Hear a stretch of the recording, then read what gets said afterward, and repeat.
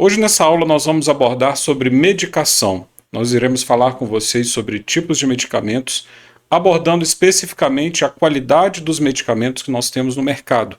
E aí eu vou abordar com vocês sobre medicamentos genéricos, similares e também medicamentos de referência, que são os medicamentos originais para o tratamento. E quando nós falamos de tratamento, é interessante nós percebermos algo importante, que é o nosso objetivo no tratamento da hipertensão. Esse é um ponto fundamental.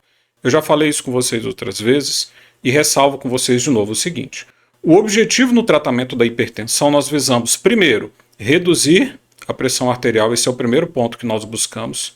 Além de reduzir, nós buscamos manter a pressão estável e controlada e buscamos também evitar o desenvolvimento de eventos futuros. Esses são três pontos importantes que nós buscamos aí no tratamento.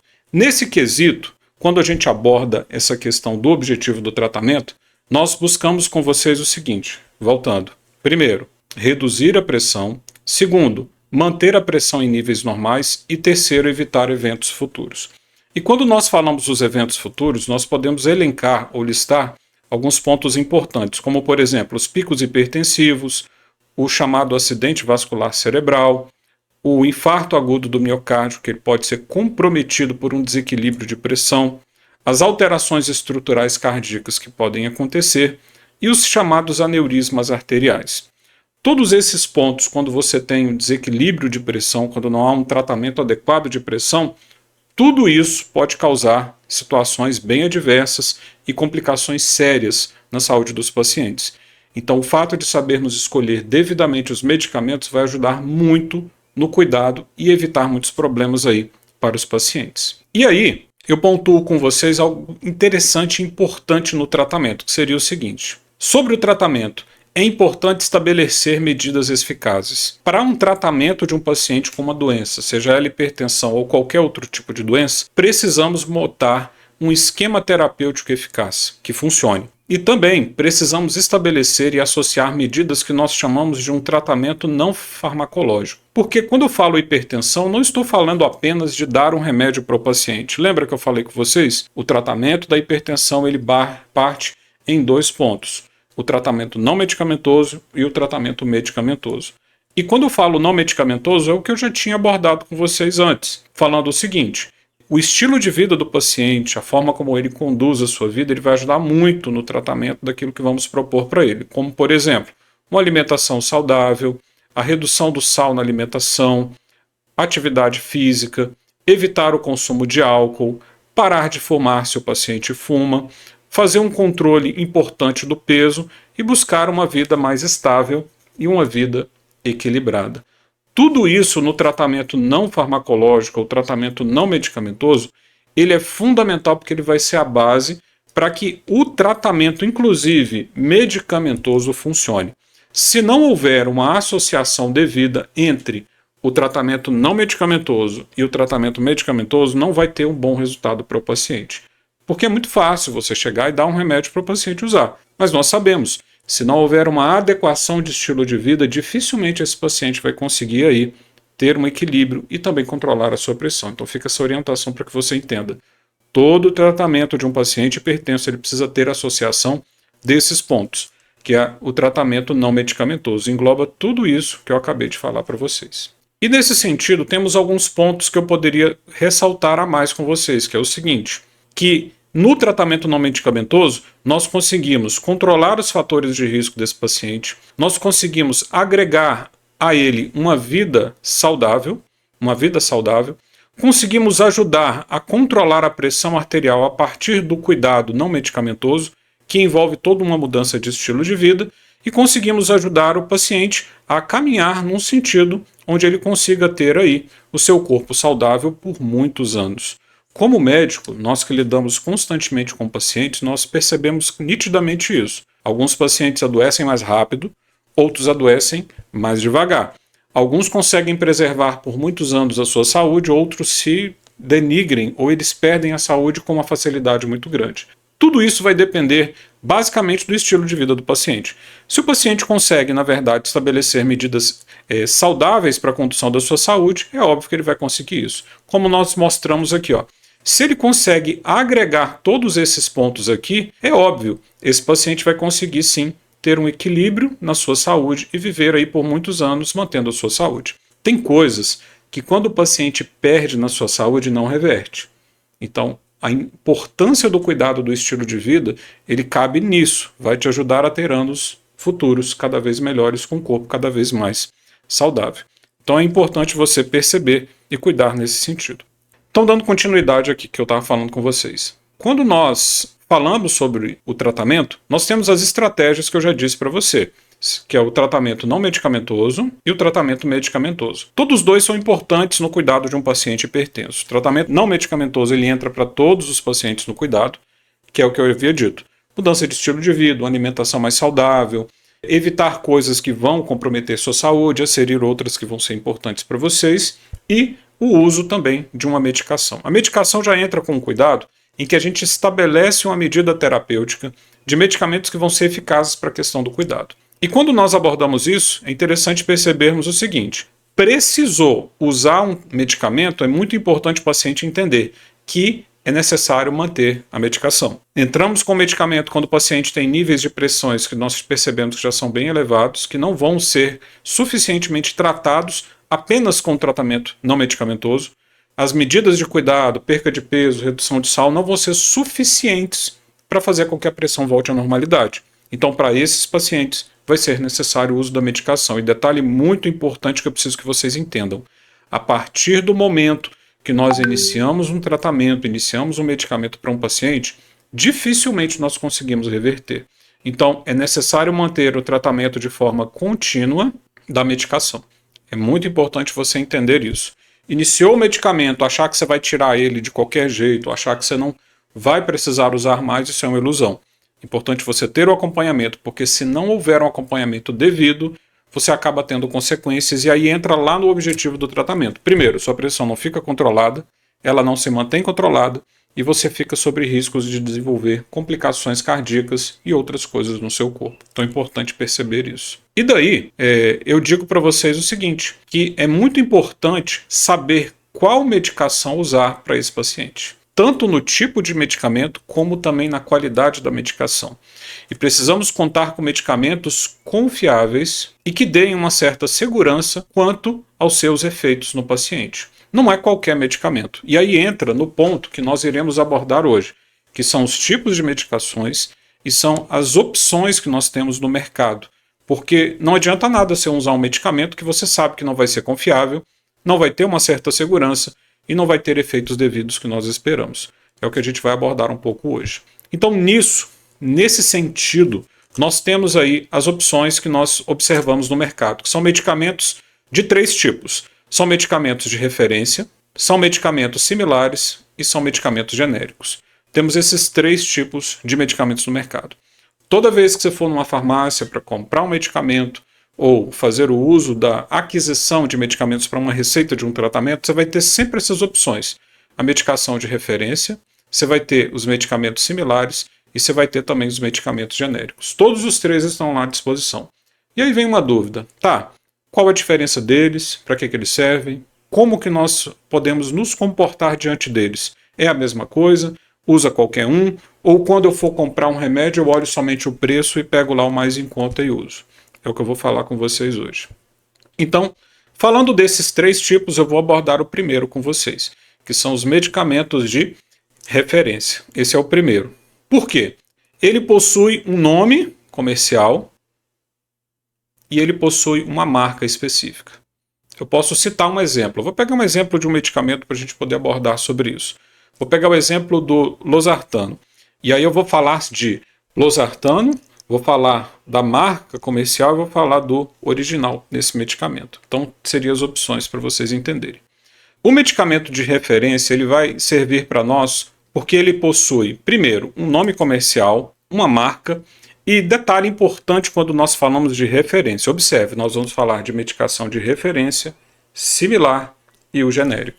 O primeiro, que é a referência, eles são os primeiros medicamentos de um determinado ingrediente farmacêutico a serem lançados no mercado. Então, por exemplo, vou pegar aqui o exemplo do losartano, por exemplo. Isso é um princípio ativo aqui. Esse losartano, vamos supor que ele não existia. Um belo dia, Uma indústria farmacêutica descobriu um medicamento, viu que ele tinha um efeito importante para a pressão arterial, e aí foi fazendo os estudos científicos e tal, as análises químicas desse medicamento. Opa, conseguimos descobrir um medicamento eficaz para a pressão e que são melhores do que outros que já estão no mercado.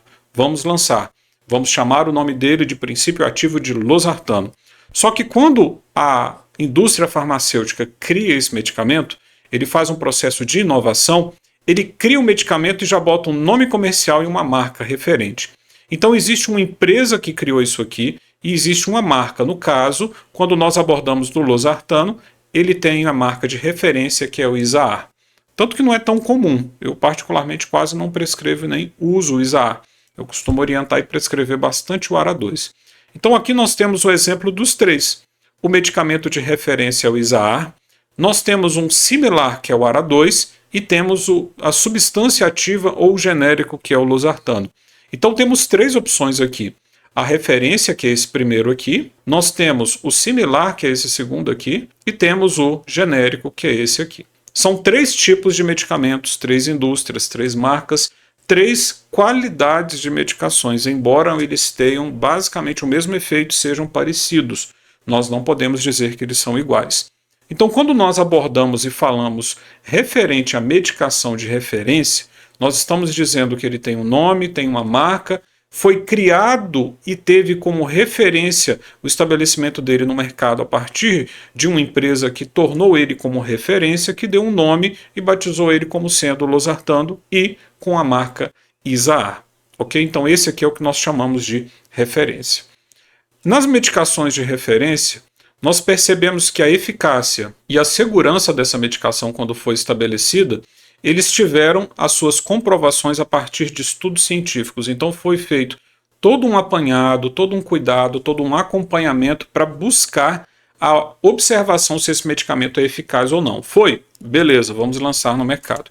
E a sua comercialização, a empresa ou a indústria farmacêutica que criou esse medicamento de referência, ele tem o direito de comercialização, tem uma patente que nós chamamos de patente de inovação, e ele pode ter o direito exclusivo de comercializar esse produto durante 10 a 20 anos.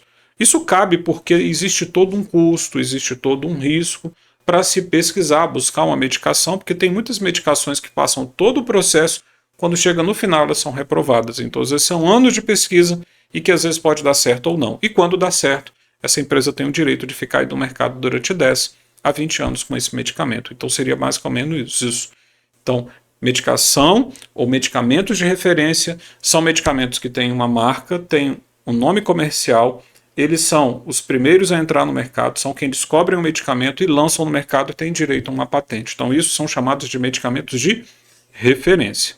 Agora, o segundo tipo são os medicamentos similares.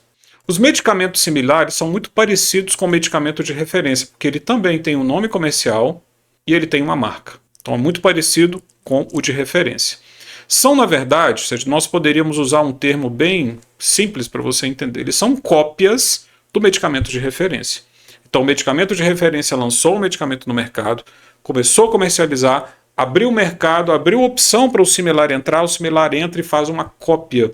Ele copia as características presentes ali no medicamento de referência. E outra, precisa ser realmente similar, parecido, com o mesmo efeito, ou seja, tudo igual do medicamento de referência.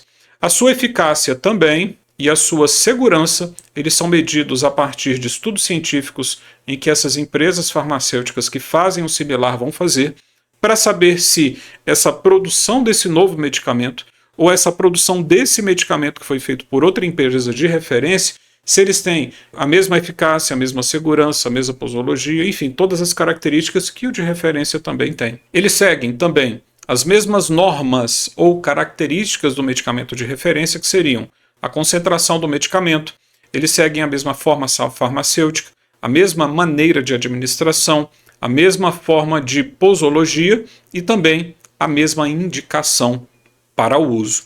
Resumindo, é uma cópia.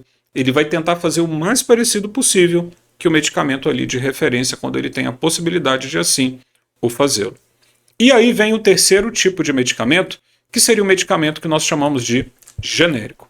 O medicamento genérico já tem uma diferença. Você observa que eles não têm uma marca, eles não têm um nome comercial. O próprio nome comercial dele é gerado pelo nome farmacêutico, ou seja, o princípio ativo do medicamento.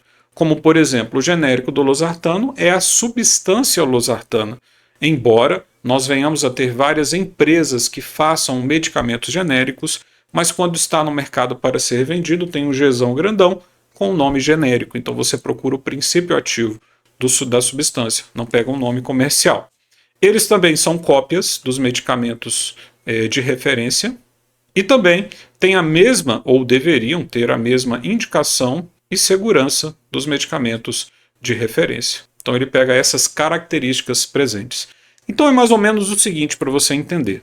Nós começamos com a criação de uma medicação a partir de uma empresa que cria um medicamento, verifica sua eficácia, lança no mercado, bota o nome comercial e começa a lançar ele ali para poder ter a sua produção e a sua comercialização.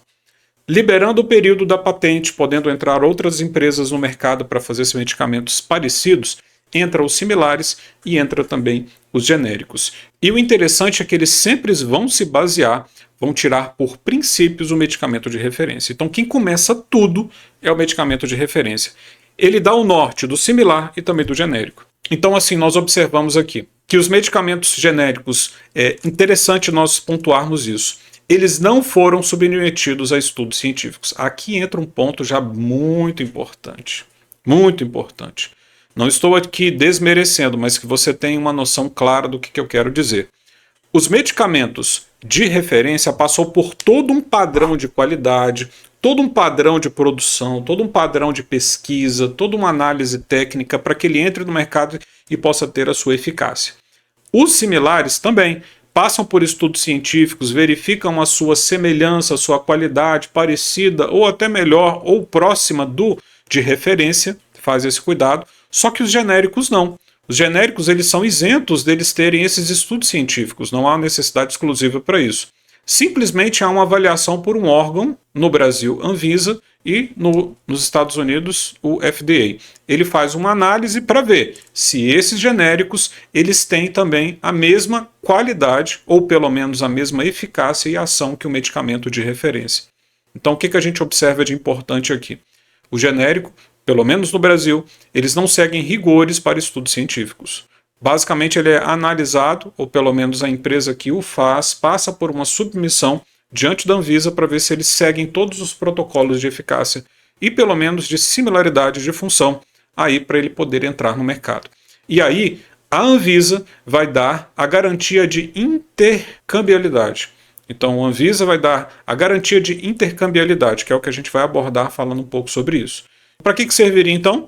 Ele vai garantir a substituição sem prejuízo ao tratamento, o Anvisa, e dá a garantia de intercambiabilidade. O que seria então essa intercambiabilidade? Ela parte de 4 princípios básicos. Primeiro, ela vai ter uma bioequivalência. Esse medicamento precisa ter uma biodisponibilidade, ele precisa ter uma bioisenção e também ter uma equivalência farmacêutica. São 4 pontos que o genérico precisa para passar nos testes e poder entrar no mercado. O que nós falamos de cada um deles? Primeiro, bioequivalência. São testes que comprovam a identificação ou a idêntica comprovação qualitativa e quantitativa, além da biodisponibilidade similar desse medicamento. Então lançou aí um genérico no mercado.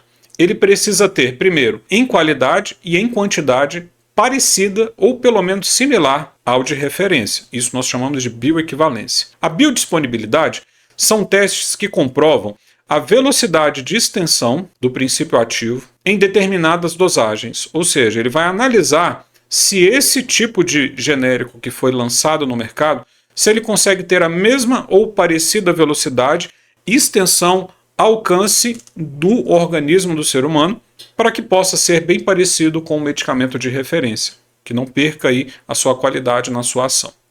A bioisenção são critérios que vão permitir isentar esse medicamento genérico específico de fazer o quê? Estudos científicos, que são estudos que dariam a bioequivalência e a biodisponibilidade. Então essa bioisenção é como se desse esse direito desse genérico de poder entrar no mercado sem precisar necessariamente fazer estudos científicos, até porque isso aqui é muito e muito e muito caro. E aí dá uma condição para que esse medicamento possa entrar no mercado com valor mais reduzido, porque não faz todo aquele trâmite de custo caro que um medicamento de referência similar teria. E tem também a equivalência farmacêuticas, que demonstram os ensaios bioquímicos, microbióticos e biológicos, demonstrando aí o seu efeito e a sua ação aí no organismo. Então nós temos basicamente, falando de intercambiabilidade, a bioequivalência, nós observamos a biodisponibilidade, observamos a bioisenção e também avaliamos a equivalência farmacêutica desses medicamentos. A Anvisa faz todos esses testes e aprova ou não se o medicamento pode entrar no mercado de uma empresa X para poder entrar num segmento de um princípio ativo Y, por exemplo, que seja parecido comparado com uma referência no medicamento de origem específico ao que vai se propor. Então, é mais ou menos essa ideia. Então, nisso, nós percebemos uns pontos importantes aqui, que o genérico, pela lei, ele precisa ter, no mínimo, 35% de valor mais baixo comparado com referência. Então, ele precisa ter isso. E apresentam algumas modificações a depender do fabricante, porque também nunca vai ser igual. Porque, por exemplo, você não vai pegar o princípio ativo ou até parece que uma empresa de referência que cria um medicamento vai simplesmente dar toda a receita para se produzir o medicamento. Não vai.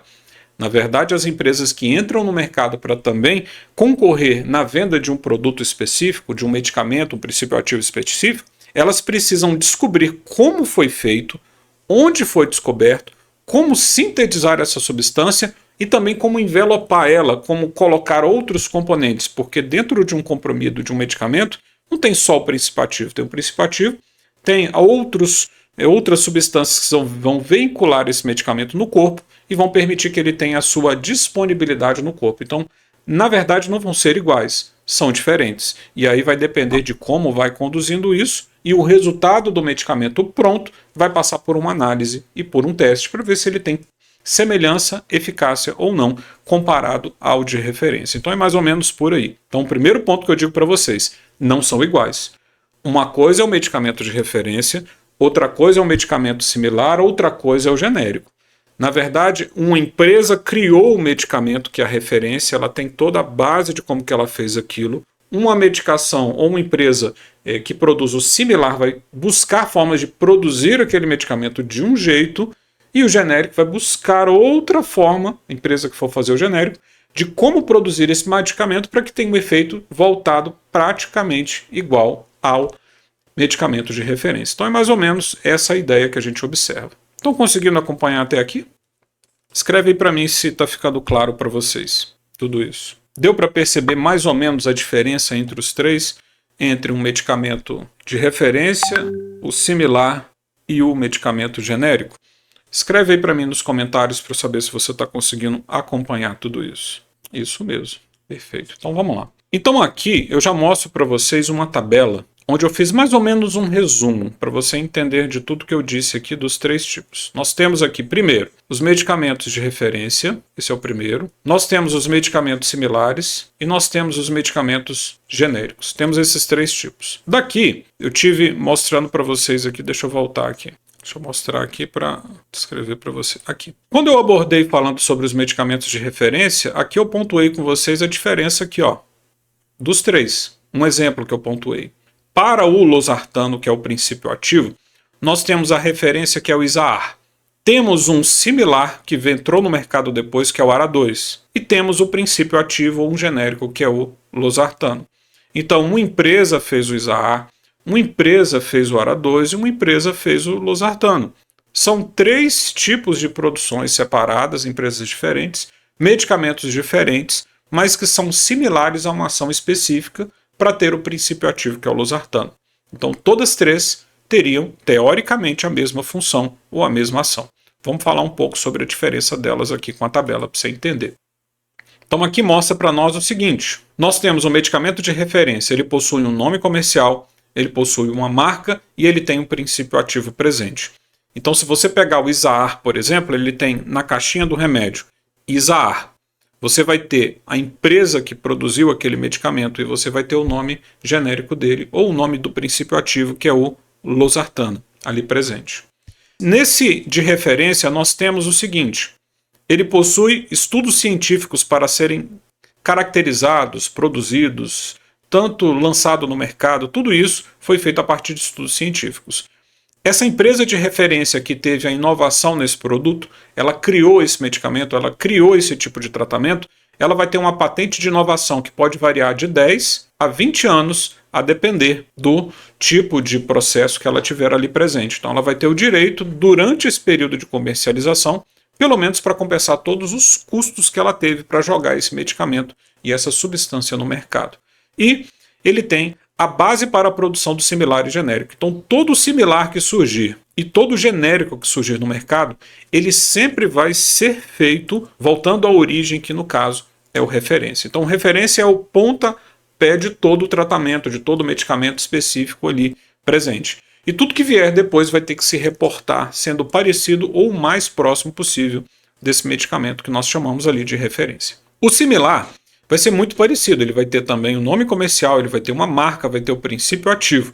Por exemplo, se o referência for o ISA-A, eu posso pegar um similar que é o ARA2. Ele vai ter a marquinha na caixinha que é o ARA2, ele vai ter a empresa da indústria que fez e ele vai ter ali o princípio ativo que é o losartano. Para o similar também, em certos casos, ou na grande maioria, vai ter estudos científicos comprovando aqui a sua qualidade. Ele é equivalente ao fármaco de referência, então ele sempre vai voltar para cá, ó, se baseando a referência, se comparando inclusive a referência, e eles são, na verdade, nós chamamos que são cópias desse medicamento de referência. Mas ele entrou no mercado, vai disputar o mercado também com referência para poder também estar vendendo esse medicamento. O genérico, contudo, ele não tem marca. Ele não tem nome, ele usa simplesmente o princípio ativo da substância, no caso aqui seria o losartana. Ele vai ser avaliado, muitas vezes, não por estudo científico, vai ser avaliado pela Anvisa, a Anvisa que vai dizer se ele tem ou não uma semelhança, uma biodisponibilidade, ou seja, ele vai fazer os testes para saber se esse genérico está compatível com o grau de qualidade para entrar no mercado, sendo o mais próximo possível da referência. Torno a dizer, ele não é igual à referência. Ele tem um processo de similaridade à referência, tendo aí uma qualidade de efeito e também de ação.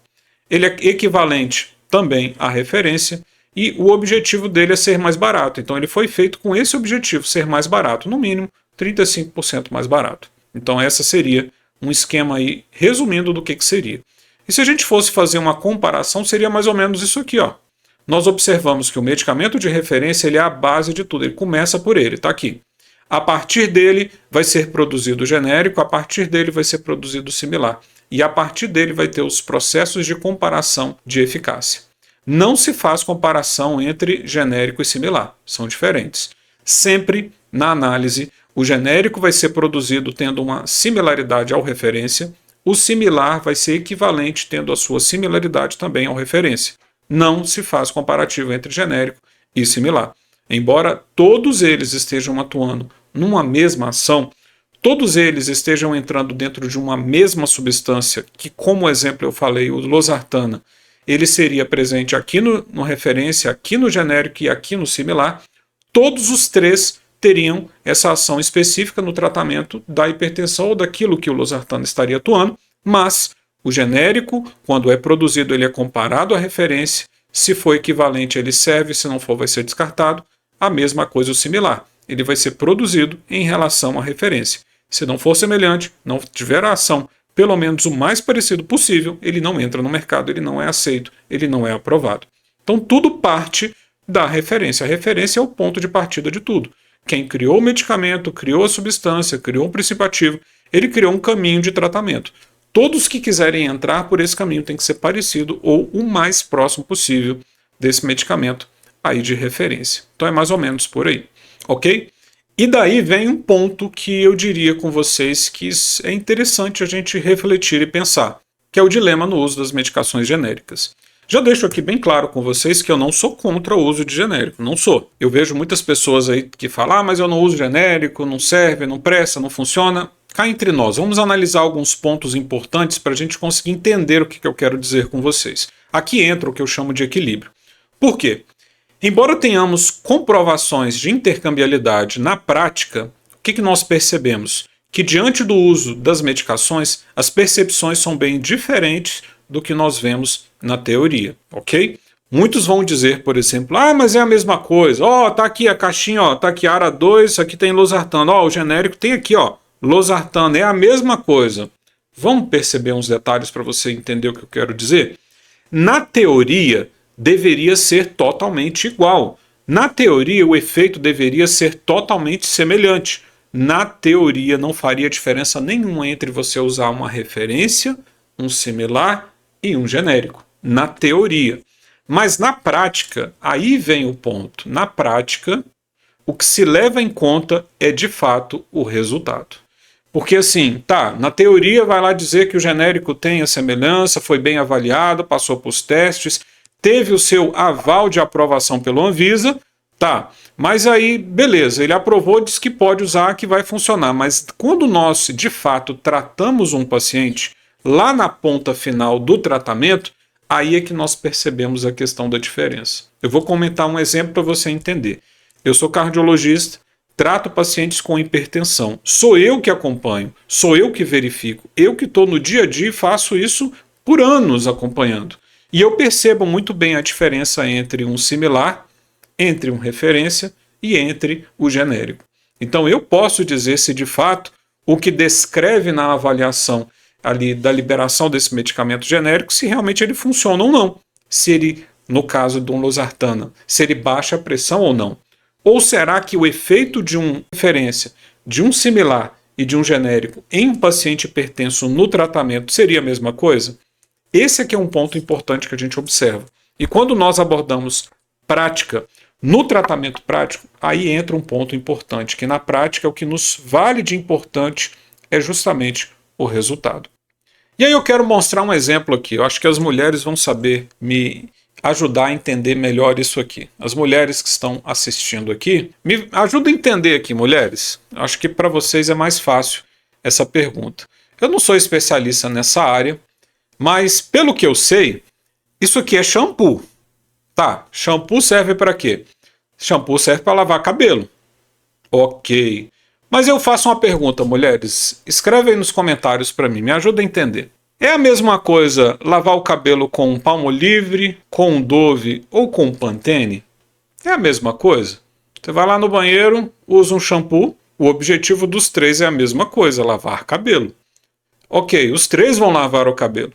Mas eu te pergunto, o resultado é igual você lavar o cabelo com um Palmolive, um Dove ou um Pantene? Escreve para mim se realmente é a mesma coisa. Deixa eu ouvir vocês, porque aqui eu não sou especialista. Eu quero ouvir vocês para entender melhor esse negócio aqui. Aqui as mulheres são especialistas nisso. Se você fosse lavar o cabelo, qual você usaria? Qualquer um? Fecha o olho e pega. Ah, não, doutor, pega o mais barato. Vai lá, doutor, pega o mais barato. O mais barato serve, vai funcionar, vai lavar o cabelo. Um aqui já respondeu Palmolive, outras respondem aqui Dove, outras Pantene. Quando você vai no mercado para você comprar esses shampoos, você vai perceber que há uma diferença muito grande entre eles. O preço deles é diferente, mas o resultado, quando você lava o cabelo com eles, é bem diferente. Não é só o preço, não é só o nome, não é só a marca, é o resultado. Então, a depender do tipo de cabelo, às vezes você não pode usar qualquer um, ok? Então, assim, isso é o que eu falo com relação ao tratamento da hipertensão. Quando você quer simplesmente lavar de qualquer jeito, usa qualquer um que serve, não faz diferença, ok? Não faz diferença. Quando eu falo de um princípio ativo só, usa qualquer um, vai funcionar. Agora, quando eu preciso de um tratamento mais eficaz, quando eu preciso pegar o exemplo do shampoo de uma restauração capilar, opa, eu preciso ter um shampoo diferente, ele é mais caro, mas ele vai me dar uma condição de ter um resultado melhor. Entende o que eu quero dizer com isso? Isso é muito similar quando eu faço um tratamento de hipertensão. Por exemplo, eu pego um paciente, por exemplo, que está com a pressão descontrolada e muito alta, por sinal. O que acontece? Eu vou precisar usar um medicamento que eu sei que funciona. E eu vou precisar usar uma medicação que eu preciso ter um resultado mais intenso, mais eficaz, mais direto, mais forte, poderia dizer assim, para me ajudar a controlar a pressão. Isso eu percebo quando eu pego um paciente de pressão muito alta. Tem pacientes, por exemplo, que eu sou muito incisivo com eles e digo, olha, não pode usar genérico. Você precisa usar o original. use esse e esse. Se você usar genérico, sua pressão não vai baixar e sua pressão não vai melhorar. E é fato. Porque para certos níveis de pressão, você pode encher vários remédios de pressão, sendo genérico, que não funciona. Mas por quê? Quando nós precisamos de eficácia, qualidade, efeito e potência, muitos dos genéricos não têm essa mesma característica que eu preciso. Como eu comentei, do losartana, você tem o Isaar, que é a referência, você tem o ARA2, que é um similar, e você tem o genérico. Em certas situações, quando eu falo original, eu falo marca, Isaar ou ARA2. Eu uso muito o ARA2. E eu sei que certos pacientes não dá para usar um genérico, porque não vai funcionar. Então ele não vai ter uma eficácia que eu preciso que funcione. Agora, se o paciente está usando um remédio de pressão, ele tem pressão alta e a pressão dele está estável, e ele usa um genérico, por que eu vou mudar o remédio? Se está funcionando, por que eu vou mudar? Então, normalmente, nós pensamos num ajuste de qualidade quando nós precisamos, de fato, de um medicamento que funcione. Então, esse é mais ou menos a ideia, e por isso que eu comentei com vocês justamente essa ideia aqui, ó, da qualidade do shampoo. Se for somente lavar cabelo, qualquer um serve. Ah, não, eu preciso de um tratamento mais eficaz para o cabelo. Opa, eu já vou usar uma marca um pouquinho melhor, mesmo que seja ela um pouco mais cara. A mesma coisa, homens, aqui eu posso dizer com propriedade. Nós também fazemos quando nós usamos produtos para outras coisas, como por exemplo, para barbear, por exemplo. Posso usar uma lâmina de barbear qualquer, posso usar um Presto Barba, um Gillette, mas eu posso usar um Mach 3. Opa, são diferentes? São, completamente. O efeito, a ação, a forma de corte, tudo é diferente. Por exemplo, tem pessoas que não tem diferença nenhuma com usar qualquer um. A pele dele comporta-se bem com qualquer um. Pode usar um qualquer, uma marca qualquer, pode usar, por exemplo, uma Gillette, um Presto Barba, mas também pode usar um Mach 3, por exemplo. Dá no mesmo. Agora, tem pessoas que têm uma pele mais sensível e ele às vezes não consegue usar uma lâmina de barbear qualquer. Ele passa, arranha, corta, machuca, a pele às vezes precisa de um cuidado diferenciado. Opa, para essa pessoa talvez ele precise usar talvez uma lâmina de barbear um pouquinho mais cara, mas melhor, para ter um resultado melhor. No caso dele, não cabe ele usar uma simples lâmina de barbear qualquer. Aí não funciona, ok? Então, assim, isso vai depender da necessidade do paciente, da necessidade daquilo que você precisa propor. Então, assim, é importante você perceber isso. Aqui eu botaria um exemplo de um genérico, talvez, de um similar e talvez de uma referência, por exemplo. Seria mais ou menos essa ideia de exemplo que eu quero citar com vocês. Na mesma situação, no mesmo exemplo. Quando eu pego um paciente que a pressão está tranquila, está usando aí um medicamento genérico, está funcionando, não tem por que eu mexer, mudar ou criticar, falar que serve ou não serve. Não faz diferença. Entende? Ele vai funcionar e vai dar certo, ele está bem. Agora, quando eu pego um paciente com a pressão desequilibrada, um nível de pressão mais grave, um descontrole complicado, opa, já muda o papo. Eu preciso propor coisas que são mais eficazes. Para vocês terem uma ideia, tem pacientes, por exemplo, que eu não mudo praticamente o esquema do tratamento. O paciente às vezes usa o losartano, usa um diurético e usa o amlodipino, por exemplo. Às vezes eu uso a mesma medicação, eu só troco a qualidade do tratamento. Às vezes eu tiro o genérico losartano, boto uma original, por exemplo. Tiro o diurético, coloco uma original de efeito melhor. Tiro o amlodipino genérico, boto um amlodipino com marca original. Na maioria dos pacientes, só essa mudança que estava desequilibrada a pressão com o genérico, eu troco para uma qualidade, a pressão já começa a dar outro nível de tratamento. O paciente se sente melhor, a pressão fica mais estável, acaba tendo um resultado e o paciente melhora e funciona muito, muito bem. Isso, na verdade, seria o que eu chamo de dilema entre uso e não uso do genérico. É você saber ali até que ponto você pode e você não pode usar ele. Uma coisa é fato, a diferença há. Na teoria, como eu disse, não teria, deveria ser igual, deveria funcionar, deveria ser a mesma coisa, mas na prática não é isso que acontece. Os medicamentos são sim diferentes, os resultados no tratamento são sim diferentes. E outra, os componentes usados adicionais são diferentes, porque é muito simples entender. Quem fez a referência não vai compartilhar tudo que fez e onde produziu, como produziu o medicamento, não vai. Quem fez o similar teve que se virar para conseguir fazer um medicamento parecido. Ele se virou para descobrir qual o composto, como sintetizar ele, como fazer ele se tornar ativo para ser parecido com isso e submeter um teste.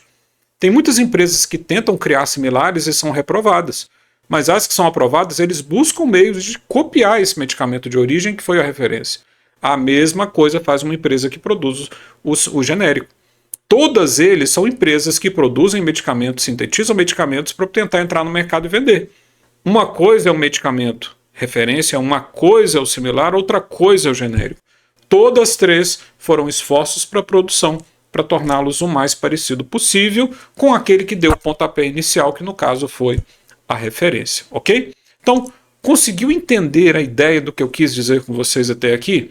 Percebem que não é tão simples assim, não é tão igual assim quando nós falamos que é parecido, que não é a mesma coisa. Você vai lá bater numa farmácia, o farmacêutico vai lá e chega para você, não é a mesma coisa. Ele vai lá e troca teu medicamento e te dá um genérico, por exemplo. Às vezes o doutor se esforça para fazer um bom tratamento, uma boa condução lá para a tua receita e vai lá e esse farmacêutico chega, não é a mesma coisa. Vai lá e troca o medicamento. Então, assim, é importante ter essa atenção, porque se de fato o doutor passou para você um medicamento como uma referência, tem um objetivo, tem uma explicação e tem uma finalidade para tudo isso. Sabe por que eu digo isso? Porque normalmente, preste atenção no que eu vou te dizer. Normalmente, quem é responsável pelo tratamento de um paciente, do acompanhamento, do cuidado e do resultado do tratamento, não é o farmacêutico, é o médico. Se você tomar um medicamento e não der certo e não funcionar, você não vai criticar o farmacêutico. Você vai criticar o médico que passou o remédio para você. Não, o doutor fulano de tal passou o remédio errado. Mas ele não entende que às vezes o fato de você ter trocado por um genérico, um efeito menor, um efeito pior, às vezes não foi culpa do médico. Há medicamentos que não faz tanta diferença entre você usar o original, a referência, o similar dele, ou o genérico. Não faz muita diferença. Mas tem classes de medicamentos que a diferença é gritante. Eu falo isso porque nós lidamos na prática do uso de medicamentos. É gritante a diferença. É gritante ao ponto de você ver resultado no original e não ver resultado no genérico. Então é importante você perceber isso. E toda vez que não dá resultado, não dá eficácia no tratamento, você não vai bater no farmacêutico reclamando, não deu certo o remédio. Não, você vai bater no médico. Então eu sempre sou claro para os pacientes, olha, segue conforme eu te passei. Em alguns pacientes eu preciso mudar e a partir de hoje você não pode usar mais genérico, você vai usar o original. Tem pacientes que eu mantenho. E tem pacientes que eu ajusto o tratamento, passo o original, o paciente fica ótimo, ele vai lá e troca medicamento e volta a usar um genérico. E aí o que acontece? Desequilibra todo o tratamento, ele volta para mim. Uma das dúvidas, um dos questionamentos que eu pego os pacientes, eu perguntando, e aí, você está usando o remédio do jeito que eu te passei? Você está usando esse aqui, original do jeitinho que eu te passei? Não, doutor, eu troquei, tá? Não, doutor, o farmacêutico disse que era igualzinho. Aí eu troquei, usei e pimba, pressão descontrolou, o tratamento voltou a complicar. Então é importante ter isso, ok? É importante ter esse entendimento para que você perceba que não é à toa nós estabelecermos uma condução específica de um medicamento, ok? E aí eu concluo com vocês dizendo o seguinte, que é importante haver uma boa relação médico-paciente. Isso aqui é fundamental no tratamento. Se o paciente não segue as orientações que o médico passou, se o paciente não confia na condução e nas orientações que o médico passou, infelizmente esse tratamento não está muito fadado a um bom sucesso. Então é preciso haver uma conexão de um bom médico que saiba fazer o que está fazendo, que saiba medicar o paciente de forma adequada, e um paciente que confie e segue conforme a orientação do doutor que foi passado, e ele faz o acompanhamento para fazer esse feedback, se teve resultado, não teve, se deu certo ou se não teve. Então essa conexão, essa relação, ela precisa ser muito bem saudável. Quando não há uma relação do tipo, dificilmente o paciente consegue ter um bom resultado. E nisso, um bom médico ele vai saber avaliar não só a qualidade dos medicamentos, mas também a viabilidade do uso de um medicamento genérico ou original. Isso eu faço muito. Isso eu faço muito. Não que eu não use medicamento genérico, não é isso. Não que eu diga ao paciente para não usar o genérico, não é isso. Mas tem medicamentos que eu digo para eles, olha, esse aqui você pode usar o genérico, esse aqui você pode, esse aqui você pode. Agora, esse aqui não, esse aqui você tem que usar o original. E tem medicamentos, inclusive, para certas patologias, que nem similar serve, nem opções de marca servem, precisam ser específicos, porque são medicamentos que são extremamente importantes e que pela prática eu vejo que não funciona se você usar outras opções. Por exemplo, tem medicamentos como, por exemplo, o Carvedilol, que é o genérico. que é o princípio ativo. Para certas patologias, se você usar o carvedilol genérico ou princípio ativo simples, ou algumas opções que você tem similar no mercado, não dá um resultado que a gente espera em um paciente com insuficiência cardíaca. Eu costumo indicar muito duas referências muito boas, que é o Divelol ou o Ictus. São mais difíceis de achar, mas quando o paciente faz o uso desses dois para insuficiência cardíaca, é impressionante. O resultado e a evolução desses pacientes, ela é diferenciada. Mas como que a gente percebe isso? Tratando pessoas, acompanhando o tratamento, porque não é só medicar. Nós medicamos, acompanhamos, orientamos e perguntamos: e aí, está melhor, não está? Avaliamos os exames posteriores e vemos a evolução. Isso foi anos fazendo essa análise e com essa percepção. Não é uma coisa que qualquer pessoa vai ter. Não é uma coisa que uma pessoa que simplesmente vende o remédio vai ter. Na cabeça, por exemplo, de muitos vendedores de farmácia ou de farmacêuticos, vai olhar lá e dizer: ah, não, o carvedilol é a mesma coisa do divelol. Você já testou o medicamento para saber se de fato funciona? Você já acompanhou algum paciente com insuficiência cardíaca para ver o uso do genérico e o uso de uma medicação melhor na qualidade? Qual vai ser o efeito daqui 6 meses, 1 ano ou até 2 anos em um paciente? Não faz. Isso quem faz é a gente. Então isso são coisas que um bom médico vai saber fazer. Agora, tem medicamentos que não faço questão de uso de marca original, eu uso muito genérico de outros, porque eu sei que não faz a diferença. Então não há por que eu dar um ônus de um custo para um paciente para um medicamento que eu sei que não vai ter muita importância ele usar um medicamento só porque tem que ter original e gasta mais, mas não vai ter um efeito tão significativo que compense o custo de ser mais caro. Então, assim, tudo isso é a prática. Um bom médico e um médico empático, ele vai entender isso. Ele vai entender: poxa, tem um custo, o paciente tem as suas despesas e, de fato, vai funcionar e vai dar certo se ele usar ou não o genérico. Então ele falou: esse aqui não tem problema. Agora tem alguns que, de fato, a gente tem que ser bem incisivos e bem sinceros com o paciente. Alguns eu falo: olha, eu oriento você a usar esse aqui. Ele vai dar resultado. Agora, se você usar esse aqui, não vai ter o resultado devido. Então segue, e a maioria entende quando há uma boa relação médico-paciente. Então isso é fundamental em todo o tratamento. Ok? Então, por hoje, nós fechamos a nossa aula. Fica aí esse apanhado, né, com vocês falando sobre o uso de medicamento de referência, similar e também genérico. Espero que tenha ficado aí bem claro para vocês. E agora nós vamos entrar na parte das perguntas. Vamos ver se vocês têm alguma dúvida para a gente poder estar respondendo aí para vocês. Vamos aqui à primeira pergunta. A Maria Pereira pergunta para a gente: doutor, estou com uma dor no peito e na veia do pescoço. O que eu posso fazer e o que eu devo beber? Bom, Maria, seria interessante você investigar isso. Não vou dizer para você um medicamento para você poder seguir. Agora, uma coisa é clara, né? Dor no peito não é uma coisa que se brinque, né? Se essa dor no peito sua estiver sendo importante, eu não sei por quanto tempo você está com essa dor, se ela é súbita, se ela é intensa, se ela não é interessante você buscar um acompanhamento. Se for uma dor muito forte e súbita, eu te aconselho você ir no pronto-socorro. Vai lá, faz o exame de sangue, faz um eletro para ver se você não está com risco de infarto, alguma coisa do tipo. Ah não, estou com dor na veia do meu pescoço. Tem que observar vários fatores. Tem que olhar a sua idade, tem que olhar seu histórico, tem que olhar a questão familiar. Dependendo de você fazer um exame que é o Doppler de carótidas e vertebrais, que é o exame que você faz do pescoço, para ver se está tendo alguma alteração. Remédio para você tomar para isso eu acho meio perigoso eu te falar. Porque vai que você está com um quadro grave aí de um infarto, alguma coisa complicada no coração, você toma um remédio, ofusca o quadro e você vai lá e dá alguma coisa súbita ou até muito grave. Então eu te aconselharia você buscar urgente, o quanto antes, um acompanhamento. Procure aí um cardiologista, ele vai saber te ajudar. Se você for perto de onde eu moro, só me procurar que a gente está aí para poder te ajudar, tá bom?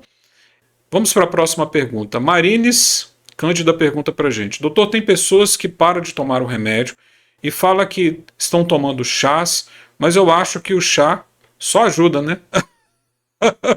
O chá pode até fazer bem, Marines, para a sua saúde. O chá ele pode ser útil e um complemento para o tratamento da sua saúde. Mas aqui, não faça isso. Não substitua medicamento por chá. Ah, eu vou tomar o chá aqui que funciona para isso. Não faça isso, porque você pode muito bem estar colocando o seu corpo e também a sua saúde em risco.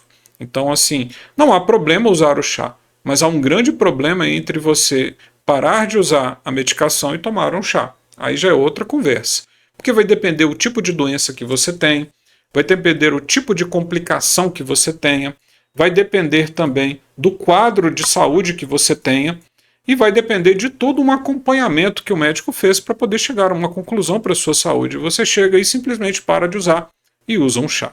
Então, assim, é importante você fazer um acompanhamento devido e não fazer isso. Porque, por exemplo, você vai lá, toma um chá, se sente bem, mas o fato de você se sentir bem não significa que você está bem. Ah, eu vou parar de tomar um remédio de pressão e vou tomar um chá. Doutor, chá de pepino resolve. Chá de pepino baixa a pressão, doutor. Minha pressão baixou, tá? Você vai lá, faz isso e depois você dá uma crise hipertensiva. Precisamos saber o seu histórico de pressão. E se você deu picos hipertensivos graves lá atrás? Você para de tomar o remédio, você fica vulnerável. Você dá um pico hipertensivo, vai lá te dar um AVC. E aí? Você vai culpar o chá do pepino? Vai não, entendeu? Você nem vai lembrar disso. Então, assim, eu te aconselho você ser mais prudente. Não faça isso, tá bom? Não faça isso. Vamos aqui à próxima pergunta. Rita Marques pergunta: doutor, eu tenho massa no rim e tem dias que eu sinto mal-estar e com isso eu passo mal. Isso tem a ver com o rim? Teria que ver, dona Rita, sobre essa questão, né? Que massa é essa? É uma massa benigna? Isso é um tumor? Isso é simplesmente uma coisa leve? Tem que avaliar. Às vezes, você viu isso como? Pode ter sido através de um ultrassom de rins, chegou a fazer alguma biópsia, foi no urologista. Eu acho interessante você fazer um acompanhamento mais devido disso. Eu não tenho como te dar nenhuma noção clara sobre isso. A minha dica é: tem uma massa, massa não se brinca, entende? Massa não se brinca. Tem que ser investigado. Isso é cirúrgico, se não é cirúrgico, se é grave, se não é. Então a dica é você procurar um especialista, vai no urologista, para ele poder avaliar de verdade o que pode ser isso, principalmente por você estar se sentindo mal, para você evitar que isso progrida, piore ou possa agravar a sua saúde, tá bom? Vai no urologista, investiga isso, não brinca com isso não. Vamos aqui à próxima pergunta. Eusani pergunta: doutor, existe algum similar para o valsartano de 160 mg?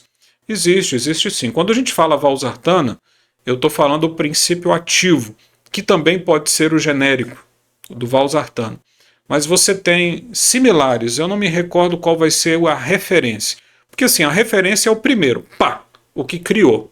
Foi criado ali. Foi o que criou, ele criou a substância valsartano e lançou no mercado. E aí ele dá um nome comercial. Esse é o referência. Depois vem as outras marcas comerciais que entram sendo parecidas com a referência. Para o valsartano, eu poderia te dar opções similar como Dilvan, Brasart, Bravan, Cosartan. São todas opções que você pode ter boas para o valsartano. E é como eu falei, se você usa o valsartano de 160, tua pressão está boa, está funcionando, está equilibrada, não há por que trocar. Entende? Está dando certo. Ah não, doutor, minha pressão não fica legal, ela fica descontrolando, não está ficando muito boa, ou o medicamento eu usei por um tempo, perdeu o efeito, aí já é bom você pensar em trocar. É o que eu falei, está dando certo? Segue. Por exemplo, eu pego pacientes que usam, por exemplo, o captopril, e a pressão dele está boa, por que eu vou trocar o remédio? Entende? O remédio bom é o remédio que está certo. Eu não usaria e eu não começo usando o captopril. Mas se um paciente usa e dá certo, está funcionando, para que eu vou trocar? Entende? Ah não, o paciente usa enalapril de 10 mg, a pressão dele está ótima. Para que eu vou trocar o remédio? Só para mostrar serviço e dizer que eu sei? Não, não precisa. Está usando, está funcionando, está dando certo, deixa. Agora, não está funcionando, está subindo, está dando pico. Opa, aí eu já entro intervindo e já entro cuidando. Então tem essas opções. Para o valsartano, o Dilvan, o Bravan, Brasart, Cosartan seriam opções para ele. Vamos aqui à próxima pergunta. A Catiúcia pergunta para a gente: doutor, Isaar HCT, qual o melhor, o genérico ou o similar? Vai depender muito do paciente. O Isaar HCT ele é muito bom. Entra o que eu tinha explicado para vocês.